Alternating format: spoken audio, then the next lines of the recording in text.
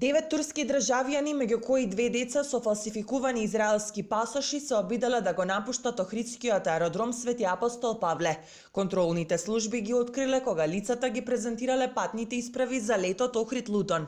Според информациите од обвинителството, кое за повеќето побара мерка притвор, 6 од осомничените со двете деца влегле во државава во текот на вчерашниот ден од Република Албанија преку граничниот премин Кафасан, а еден од осомничените влегол на 19 јануари преку граничниот премин Богородица од Република Бугарија.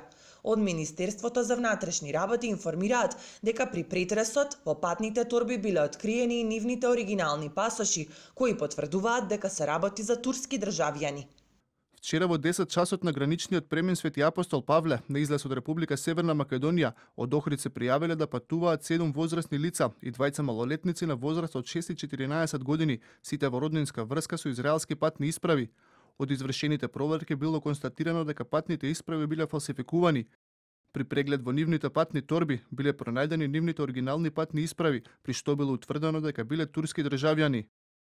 Од основното јавно обвинителство Охрид додаваат дека кон 7 лица понатаму ќе се постапува за сторено кривично дело фалсификување исправа. Јавниот обвинител до основниот суд Охрид доставил предлог за определување на мерката притвор за 5 мина од осомничените, додека за 2 лица, мајки на децата, побарал судот да определи мерки за предпазливост од земање на патните исправи.